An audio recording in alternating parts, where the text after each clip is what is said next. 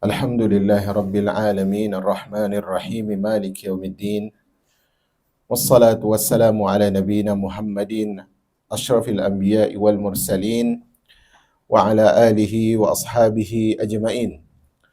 Allahumma inna nas'aluka ilman nafi'an Wa rizqan tayyiban Wa amalan mutaqabbala. Allahumma la sahla illa ma ja'altahu sahla Wa anta tajalul hazna idha syi'ta sahla. Amma ba'd.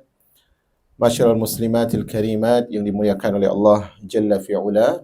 Alhamdulillah, di kesempatan hari ini kembali Allah berikan kesempatan untuk berusaha melampangkan jalan menuju syurga Allah Jalla fi'ula dan berusaha untuk menghapus kesalahan yang telah dilakukan di hari-hari yang berlalu.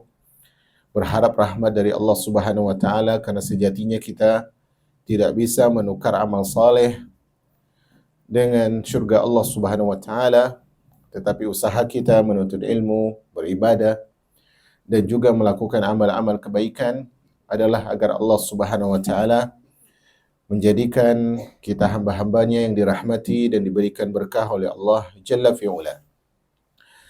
Kembali kepada kitab kita, yaitu Adabud Dunya Waddin, yang ditulis oleh Al-Imam Al-Mawardi rahimahullah wa ghafarallahu lahu dzunub. Kita masih dalam pembahasan tentang adab dunia, dalam bab adab dunia, dalam pembahasan kaedah-kaedah memperbaiki dunia. Kaedah-kaedah memperbaiki dunia. Di pertemuan sebelumnya kita telah sebutkan, telah mukaddimahi bahwa untuk memperbaiki dunia diperlukan 6 kaedah yang harus diperhatikan oleh setiap siapapun yang menginginkan kebaikan dalam urusan dunianya. Kita sebutkan kaedah pertama adalah adanya agama yang diikuti. Maksudnya adalah adanya Islam sebagai agama yang diikuti. Karena agama selain Islam tidak diridhoi oleh Allah Rabbul Alamin. Karena tanpa agama, yaitu tanpa Islam, seorang tidak akan tenteram dan tidak akan ada tata cara kehidupan yang bisa mengatur dan menimbulkan kebaikan untuk dunia mereka.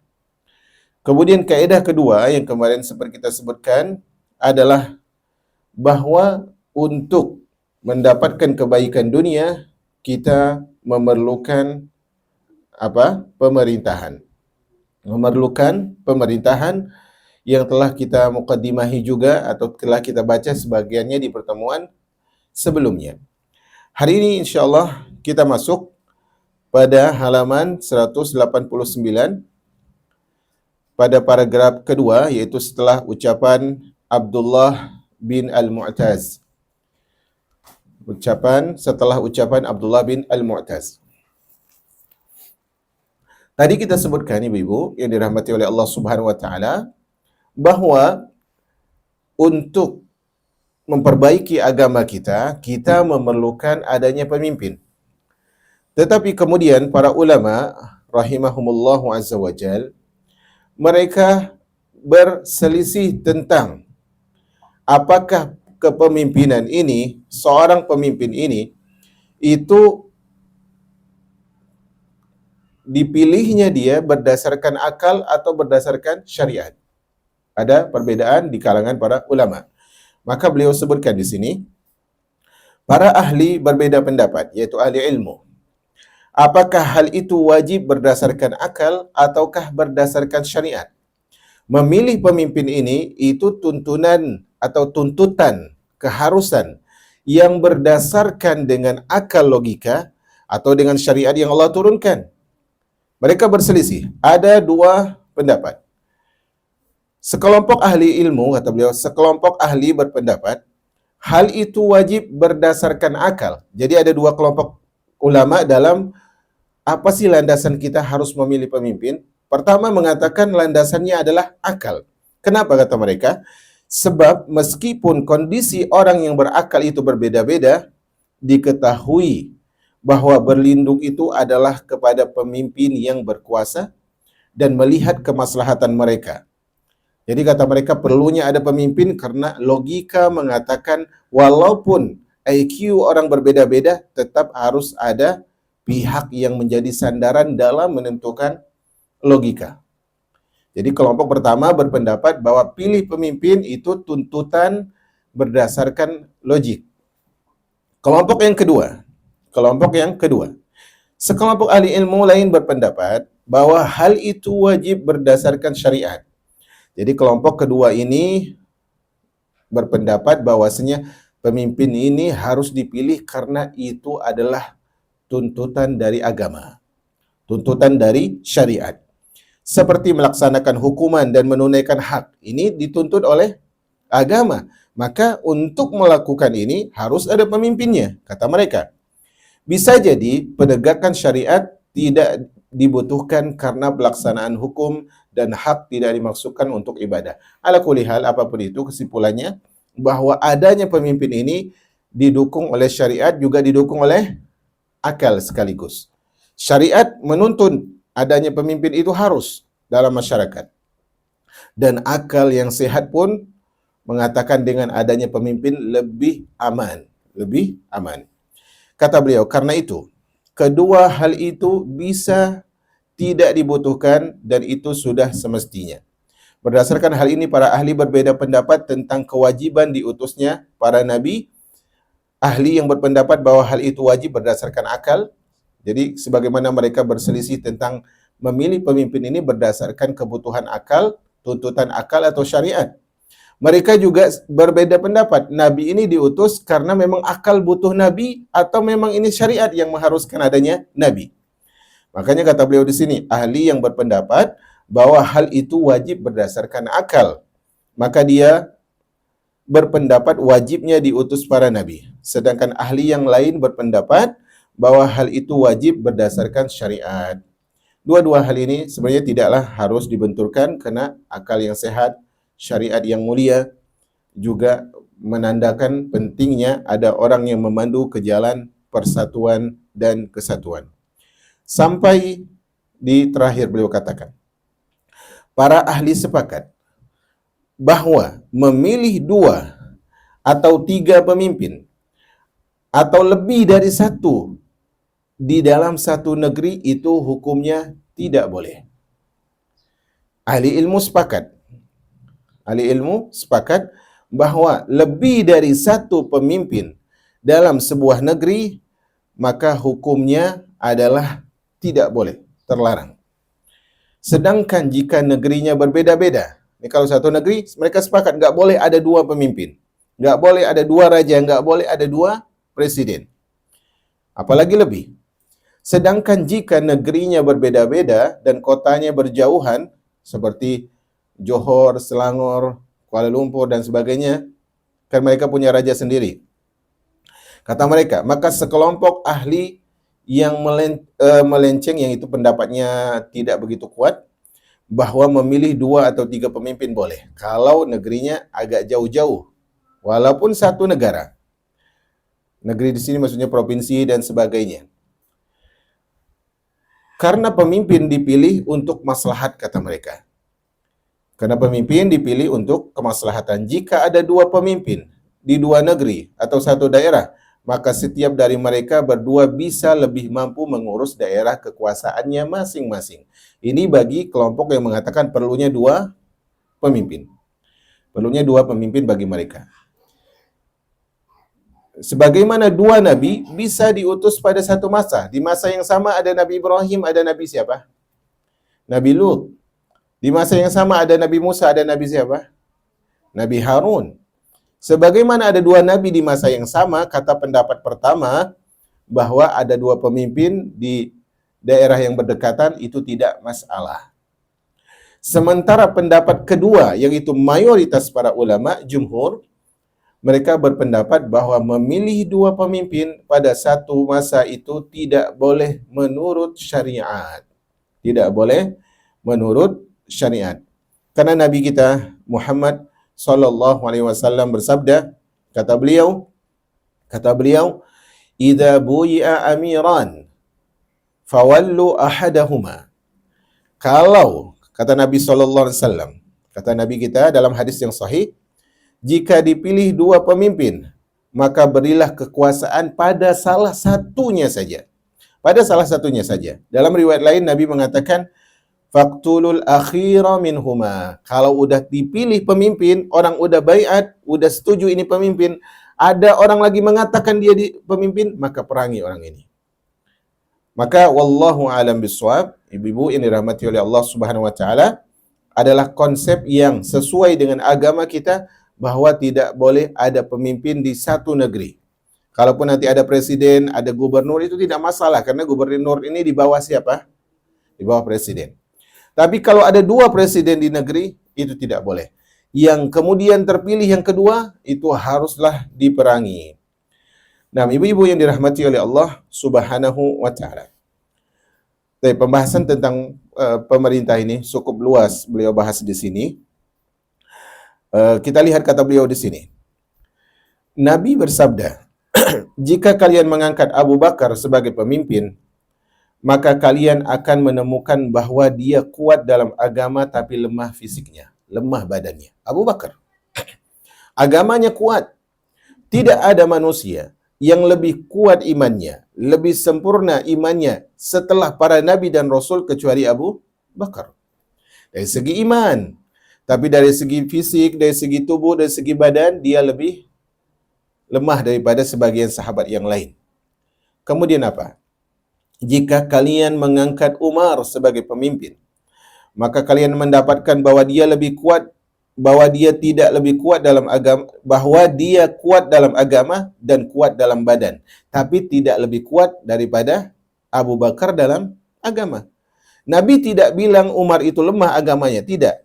Nabi bilang kuat agamanya dan lebih kuat badannya. Tapi ketika Abu Bakar lebih kuat apa? Agamanya. Allahu Akbar. Jika kalian mengangkat Abu Bakar sebagai pemimpin, maka kalian akan menemukan bahwa dia memberi dan mendapatkan petunjuk. Jadi kalau kalian pilih Abu Bakar nih dalam riwayat ini, kalian akan berjalan di atas jalan petunjuk. Melalui apa? Melalui, kata beliau, melalui redaksi sabda ini, beliau menjelaskan bahwa memilih mereka semua pada waktu yang sama tidak sah. Karena Nabi bilang, kalau Umar begini, kalau Abu Bakar begini. Bisa tidak Nabi bilang pilih Abu Bakar dan Umar sekaligus? Bisa tidak? Sebagai presiden bisa tidak? Bisa. Tapi Nabi mengatakan pilih Abu Bakar gini, kalau pilih Umar begini. Berarti untuk milih salah satu atau dua-dua langsung? Salah satu saja. Maka konsep agama menjelaskan bahwa memilih presiden, memilih raja tertinggi, pemimpin tertinggi dalam negeri, itu tidak boleh dua orang. Tidak boleh dua orang. Yang tertinggi haruslah satu. Kalaupun ada wakil, maka tentunya levelnya tidak sama. Maka ini keluar dalam pembahasan. Kemudian, kata beliau, seandainya sah, maka beliau pasti mengingatkan untuk milih Abu Bakar dan Umar sekaligus. Kemudian, kata beliau, mungkin muncul pertanyaan, apa sih tugas pemerintah itu sebenarnya? Apa tugas pemimpin itu? Dan ini momennya bagus sekali sebenarnya. Kata beliau, tugas pemimpin terhadap umat ada 7. Ada 7 tugas pemimpin terhadap umat. Pertama, yang paling penting, ini urutannya. Menjaga agama dari distorsi dan menganjurkan untuk mengamalkannya tanpa pengabaian. Jadi tugas pertama pemimpin adalah menjaga Islam, menjaga agama, agar agama ini tidak dihinakan, dan agar pemeluk agama ini menjalankan kewajiban yang diberikan pada mereka. Ini tugas pertama pemimpin. Tugas pertama bukan mantengi negara, tapi agama. Karena tidak ada yang bisa memperbaiki dunia, negeri, seperti yang bisa diperbaiki oleh agama. Tugas pertama, jaga agama. Agar agama ini tidak diabaikan, tugasnya tidak ditinggalkan, semuanya harus diperhatikan. Tugas kedua, menjaga penduduk dan merawat umat, jaga masyarakat, perhatikan umat. Baik dari musuh agama, pembunuh jiwa, atau pencuri harta. Jadi, masyarakat, rakyat, umat harus dijaga darahnya. Jangan sampai darah ini ditumpahkan oleh pihak yang tidak bertanggung jawab semena-mena. Jaga harta mereka, jangan sampai dirampok, jangan sampai diambil dengan cara yang tidak benar. Jaga kehormatan mereka. Tidak boleh pemimpin membiarkan pihak tertentu mencederai kehormatan, harga diri rakyat yang lain. Ini tugas kedua, jemaah. Tugas ketiga pemimpin, tugas ketiga, memakmurkan negeri dengan cara apa? Dengan bersandar kepada maslahat dan mengokohkan jalan dan caranya. Jadi makmurkan negeri, caranya apa? Lihat mana yang lebih maslahat. Jangan kepentingan partai, jangan kepentingan pengusaha tertentu, jangan kepentingan orang tertentu, tidak. Tetapi kepentingan kemakmuran semua masyarakat bersandar pada apa? Pikirkan maslahat mereka. Ini maslahat, ini maslahat, ini maslahat. Mana yang lebih besar? Itu yang harus dipilih oleh pemimpin.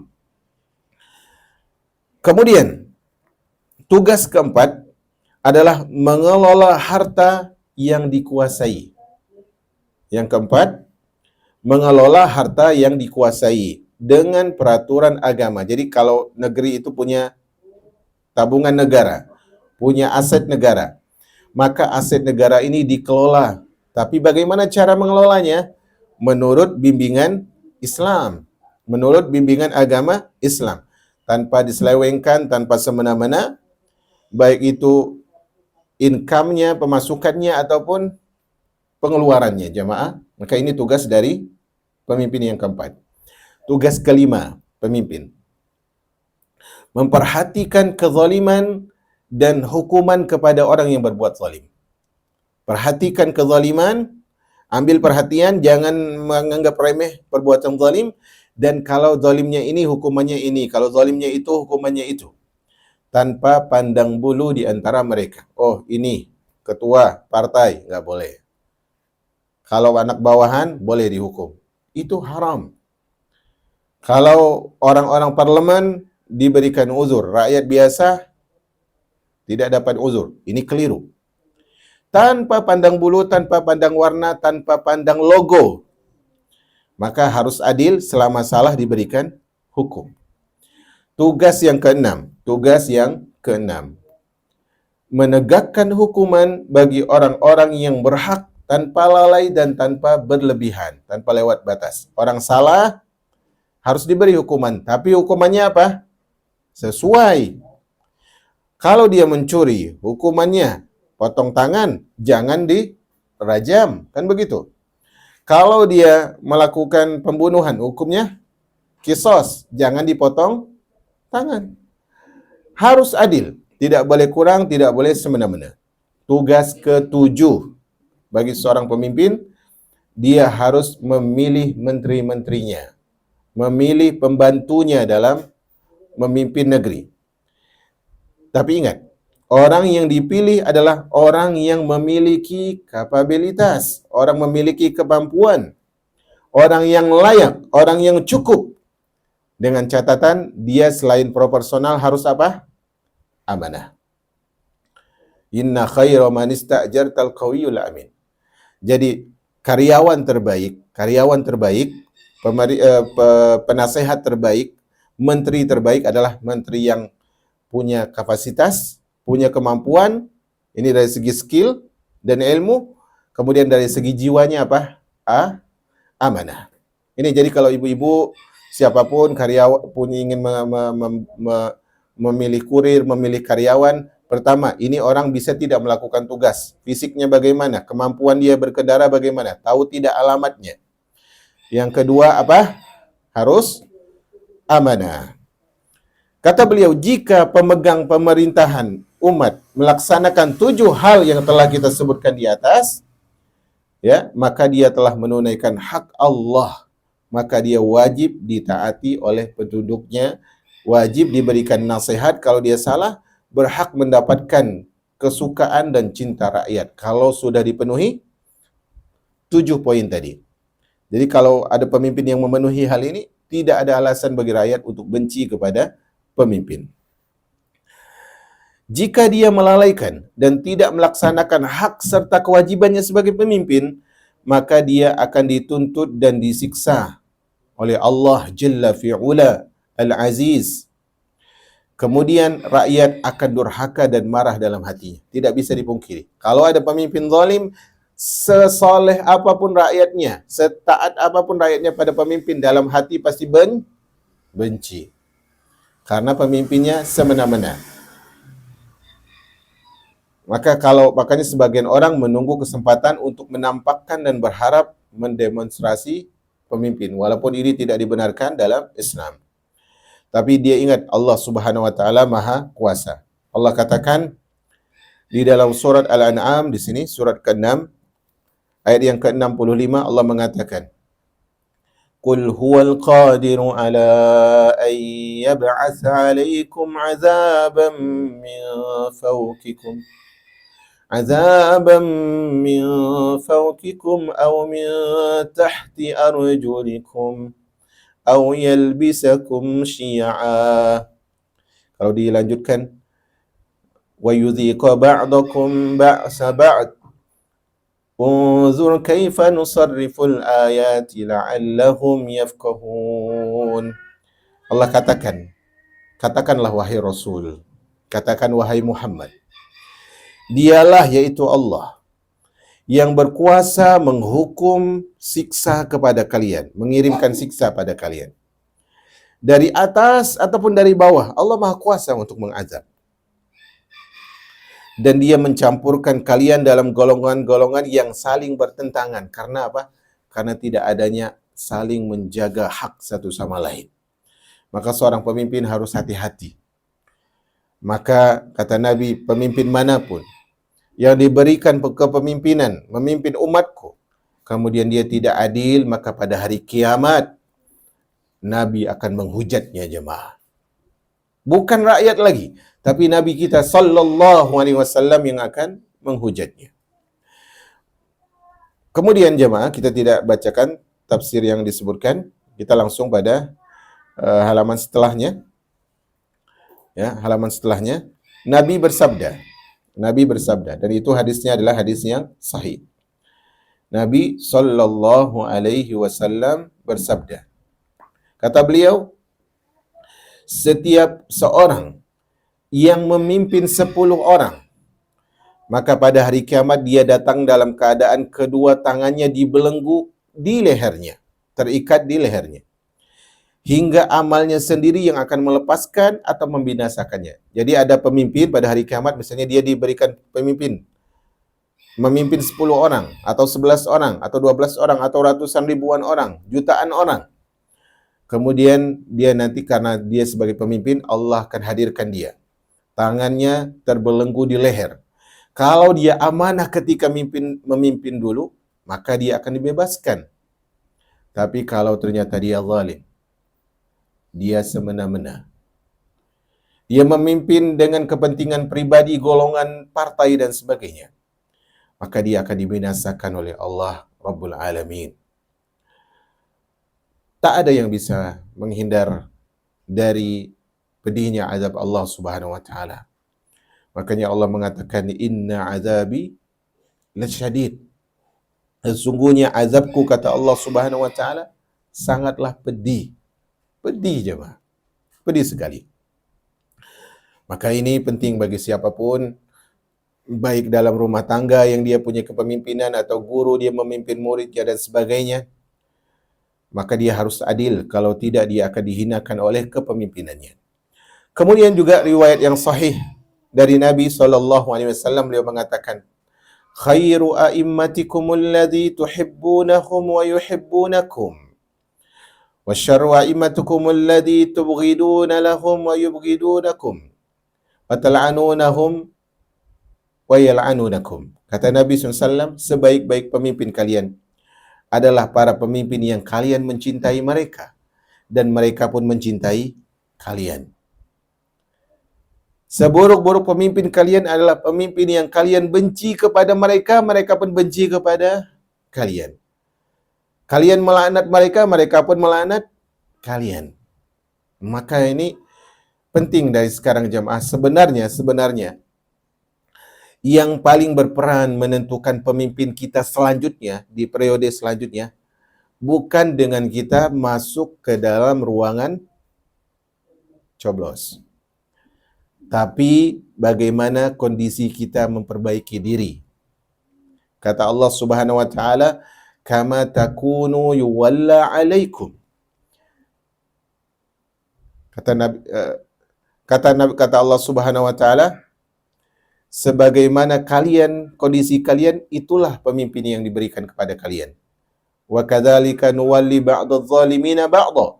Demikianlah orang zalim kami pilih pemimpin dari orang yang zalim. Kama tadinu tudan, kata para ulama.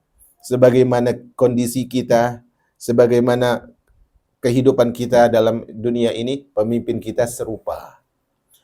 Kata tidak mungkin serigala memimpin harimau. Tidak mungkin. Tidak mungkin. Tidak mungkin seekor ayam memimpin bebek. Tidak mungkin jemaah. Dari sejenisnya. Maka cara menentukan pemimpin di masa depan, kita mulai dari sekarang untuk memperbaiki diri dan melakukan perbaikan dan berdoa kepada Allah supaya pemimpinnya adalah pemimpin yang peduli kepada agama Islam dan kepada umatnya dan kepada masyarakat secara umum. Kemudian kata penulis, Umar Ibn al-Khattab menulis surat kepada Sa'ad bin Abi Waqqas. Umar khalifah, Sa'ad bin Abi Waqqas gubernurnya. Sesungguhnya, wahai Sa'ad, jika Allah mencintai seorang hamba, maka maka Allah membuat hamba itu dicintai oleh makhluknya. Maka kenalilah kedudukanmu di sisi Allah dari kedudukanmu di sisi manusia. Ketahuilah, apa yang engkau miliki di sisi Allah adalah seperti apa yang dimiliki Allah di sisimu. Surat ini memperjelas keterangan yang telah kami sebutkan di atas, kata penulis. Maksud dari surat Umar ini kepada Sa'ad bin Abi Waqqas, maksudnya adalah, wahai Sa'ad, engkau ini berusaha mengejar cinta Allah. Tapi ingat, untuk mengukur cinta Allah itu, lihat manusia cinta tidak pada dirimu. Maksudnya, orang yang engkau pimpin, yang mereka orang-orang yang baik, orang yang adil dalam menilai, suka tidak kepada engkau sebagai pemimpin. Sayang tidak kepada engkau sebagai pemimpin. Jadi jemaah, melalui surat Umar kepada Sa'ad ibn Abi Waqqas ini, radhiyallahu anhuma, bisa kita pahami jemaah. Ini konsep yang harus dipahami dengan benar.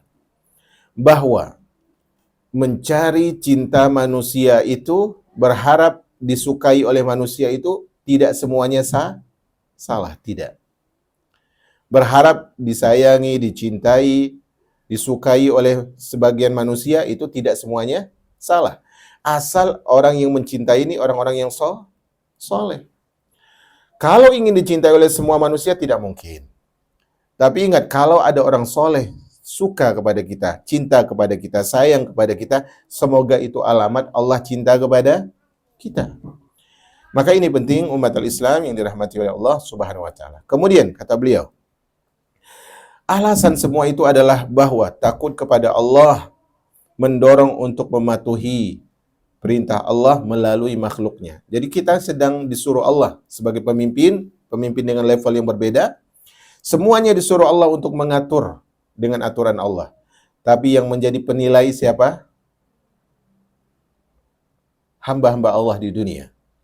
Dengan kejujuran mereka. Ketaatan kepadanya melalui makhluknya melahirkan cinta mereka. Jadi kalau kita, ini kunci ya, tadi kita katakan berharap cinta manusia selama mereka orang soleh itu tidak salah. Kalau memang itu adalah bukan tujuan utama. Tujuan utamanya adalah Allah. Tapi kemudian muncul pertanyaan, gimana cara mendapat cinta orang soleh, kan begitu? Jawabannya kata beliau, di sini tadi beliau sebutkan, dengan ketaatan kepada Allah Subhanahu wa taala. Jadi pegang jamaah, coba pegang kata-kata ini. Sebagian salaf mengatakan, sungguh mengherankan orang-orang yang berbuat dengan tujuan memalingkan hati manusia kepada mereka.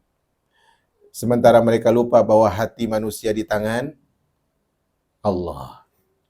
Kadang kita berbuat, kita berkata, kita diam, bersikap. Tujuannya apa? Agar orang suka pada kita. agar orang memuji kita. Padahal lupa, siapa yang membolak-balikan hati? Allah. Kalau kita baik-baik sama Allah, maka Allah akan gerakkan hati orang-orang saleh untuk mencintai kita, umat Islam. Kemudian kata beliau, oleh karena itu cinta mereka, yaitu manusia, menjadi bukti kebaikan dan ketakutan kepada Allah. Jadi kalau orang soleh mencintai kita, berarti semoga itu Allah mencintai kita. Kalau orang soleh benci kepada kita, bisa jadi itu alamat Allah Subhanahu wa taala benci kepada kita. Allahul musta'an wa alaihi tuklan. Umar bin Khattab berkata kepada salah seorang pembantunya, kepada seorang karyawannya. Kata Umar, aku menasihatimu agar engkau takut kepada Allah dalam urusan dengan manusia. Dan janganlah engkau takut kepada manusia dalam berurusan dengan Allah. Jadi, dalam muamalah kita dengan manusia, yang harus ditakuti siapa? Allah. Kalau kita berhadapan dengan perintah Allah, jangan takut celaan manusia. Maka ini penting. Kadang manusia sebagian orang berbuat untuk Allah dan tidak berbuat untuk Allah, itu standarnya siapa? Manusia dijadikan standar. Kalau manusia muji, saya lakukanlah, berarti ini baik. Kalau manusia mencaci, saya tinggalkanlah, berarti ini buruk. Tolak ukurnya manusia salah. Jadi jangan tinggalkan hak Allah hanya karena manusia.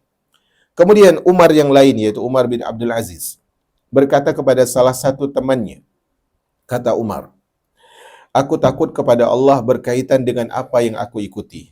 Maksud dari Umar bin Abdul Aziz, aku takut, aku berbuat ini untuk siapa sih? Aku tidak berbuat ini untuk siapa sih? Kata Umar bin Abdul Aziz. Lalu ada orang bertanya kepada beliau, Umar bin Abdul Aziz, aku tidak mengkhawatirkanmu wahai Amirul Mukminin, karena engkau takut kepada Allah. Aku tidak khawatir engkau kenapa-kenapa, karena yang aku tahu engkau adalah orang yang takut kepada Allah. Tetapi, kata orang ini kepada Umar bin Abdul Aziz, tetapi aku mengkhawatirkanmu karena engkau tidak takut kepada Allah. Saat ini aku tidak khawatir karena engkau saat ini takut sama Allah. Tapi ada kalanya aku takut, yaitu ketika engkau tidak takut kepada Allah Subhanahu wa ta'ala. Kemudian umat al-Islam yang dirahmati oleh Allah Subhanahu wa ta'ala, beliau jelaskan, karena orang yang takut kepada Allah tidak adil. Maksudnya adalah orang yang takut kepada Allah pasti adil. Pemimpin yang takut kepada Allah pasti adil. Ini penting untuk kita perhatikan. Kemudian diriwayatkan pula dari Umar bin Al-Khattab radhiyallahu anhu, dia berkata kepada Abu Maryam bin As-Saluli. Dia mengatakan, orang yang membunuh saudara Umar, yaitu Umar berkata kepada Abu Maryam bin As-Salul, yang mana Abu Maryam bin As-Salul ini adalah orang yang membunuh saudaranya Umar, yaitu Zaid bin Al-Khattab. Umar bin Al-Khattab memiliki saudara namanya Zaid bin Al-Khattab. Dibunuh oleh siapa? Abu Maryam. Apa kata Umar kepada pembunuh saudaranya ini? Demi Allah. Apa kata Umar? Demi Allah aku tidak mencintaimu. Kata Umar nih, demi Allah aku tidak mencintaimu. Sebelum tanah mencintai darah. Maksudnya adalah sebelum ada kisos. Abu Maryam berkata, apakah hal itu mencegah hakku, wahai Amirul Mukminin? Apakah karena engkau tidak cinta kepadaku, engkau akan semena-mena, wahai Khalifah? Apa kata Umar? Tidak. Aku akan tetap adil. Tapi apa kata Abu Maryam? Jika begitu tidak masalah. Asalkan engkau adil kepadaku tidak masalah. Karena wanitalah yang bersikap sedih atas cinta. Kata beliau maksudnya adalah, karena sifat wanitalah yang cengeng kalau tidak dicintai. Maka ini pesan yang bagus umat al-Islam dari kisah yang dibawakan oleh penulis. Kemudian secara cepat kita baca, kita mungkin terhenti pada poin ini saja, karena kalau kita lanjut akan lebih panjang. Dan poin selanjutnya akan nanggung. Abdurrahman bin Muhammad meriwayatkan, Talhah bin Ubaidillah, ini seorang sahabat, Talhah bin Ubaidillah, memberi mahar kepada Ummu Kulsum binti Abu Bakar. Jadi ada seorang putri dari Abu Bakar yang lain, yaitu Ummu Kulsum. Ya, dilamar oleh Talha bin Ubaidillah. Maharnya sebanyak berapa? 100.000 dirham. 100.000 dirham. Kemudian kata penulis di sini, dia adalah orang yang pertama yang memberikan mahar sebanyak itu. Jadi para sahabat maharnya sederhana-sederhana. Tapi di antara yang paling banyak adalah Talha bin Ubaidillah. Lalu uang tersebut dibawa dan bertemu dia dengan Umar bin Khattab. Umar bertanya, apa itu? Maka dia menjawab, mahar Ummu Kulsum binti Abu Bakar, kata Talha bin Ubaidillah. Maka Umar berkata, masukkanlah ke negara, masukkanlah ke dalam kas negara. Ini perintah Khalifah Umar saat itu memimpin. Abu Bakar sudah wafat. Masukkan uang ini ke dalam kas negara. Yang harusnya digunakan untuk apa tadi dia? Mahar. Hal itu diberitahukan kepada Talha. Jadi Talha suruh orang membawa ini maharnya Ummu Kulsum binti Abu Bakar. Kata Umar, masukkan dalam kas negara. Berita ini sampai kepada Talha bin Ubaidillah. Ada yang berkata kepada Talha, berbicaralah dengannya. Coba ngomong sama Umar. Maka Talha menjawab apa? Aku tidak akan melakukannya. Umar nyuruh uang ini dimasukkan dalam kas negara, padahal itu untuk mahar. Kata orang yang menasihati Abu Talha, ngomong sama Umar coba. Kata Abu Talha, aku tidak akan melakukannya. Aku nggak mau ngomong sama dia. Kenapa? Karena jika Umar berpendapat, kata Abu Talha, bahwa harta itu bukan kas negara, maka dia akan mengembalikannya. Tadi kan Umar suruh masuk dalam kas negara. Kalau nanti Umar meralat, pasti dia akan balikkan uang tersebut. Pagi harinya Umar memerintahkan agar harta tersebut diserahkan kepada Ummu Kulsum. Artinya Umar bersikap adil di sini jemaah. Ingin dijelaskan oleh penulis.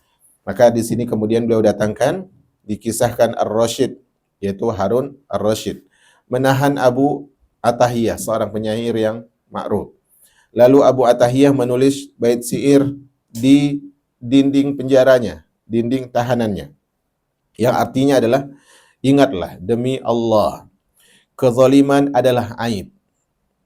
Ini walaupun kita bahas pemimpin, tapi ini berlaku pada kita umat al-Islam. Ingatlah, kezaliman adalah aib. Selalu orang yang berbuat jahat itu sangat zalim. Hanya kepada Tuhan yang Maha membalas, pada hari pembalasan kita akan menghadap. Di hadapan Allah, lawan akan berkumpul pada hari akhirat.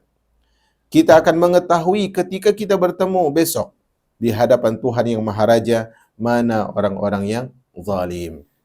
Maka kemudian syair yang diucapkan oleh Abu Atahiyah ini sampai kepada Harun Ar-Rasyid, sehingga dia menangis sejadi-jadinya. Lalu dia memanggil Abu Atahiyah, memohon maaf, memberikan dia 1.000 dinar sebagai bentuk permohonan maaf, dan melepaskannya, dibebaskanlah dari penjara. Di sini umat al-Islam kita lihat bagaimana salafus saleh. Mereka berusaha untuk membebaskan nasibnya di akhirat di hadapan Allah Jalla fi'ula. Walaupun konsep pembahasan kita adalah tentang kewajiban pemimpin. Karena pemimpin berperan dalam memperbaiki dunia. Tapi ingat, ketika rakyat merasa pemimpin zalim, sebenarnya di balik kezaliman pemimpin apa yang terjadi? Apa yang sudah terjadi sebelum ada pemimpin yang zalim? Rakyat yang zalim. Rakyat yang zalim. Kadang kita zalim pada diri kita. Kita tidak tunaikan apa yang dibutuhkan oleh diri kita di akhirat. Diri kita ingin selamat di akhirat umat al-Islam. Tapi kita justru menyibukkan untuk memberikan kenikmatan pada jasad kita. Padahal ruh kita tersiksa. Ruh kita tersiksa. Ruh kita tersiksa ketika kita sibuk dengan dunia, tidak taat kepada Ar-Rahman. Tapi kita ternyata lebih mementingkan kelezatan jasad daripada kelezatan kenikmatan ruh. Kita lebih condong memperdulikan, lebih perhatian pada jasad daripada kepada jiwa, yaitu ruh kita. Maka semoga Allah Subhanahu wa taala memperbaiki kita, memberikan keadilan kita pada diri kita, menunaikan hak Allah sebagai hamba-hambanya, sehingga kemudian Allah pilihkan untuk kita pemimpin yang menunaikan hak rakyat-rakyatnya. Kepada Allah kita mohon pemimpin yang baik. Kepada Allah kita mohon pemimpin yang adil. Kepada Allah kita memohon pemimpin yang taat kepada pencipta langit dan bumi, peduli kepada umat Islam dan masyarakat, dan tidak takut terhadap celaan orang yang mencela selama dalam ketaatan kepada Allah Rabbul Alamin. Wa sallallahu ala nabiyyina Muhammad walhamdulillahi rabbil alamin.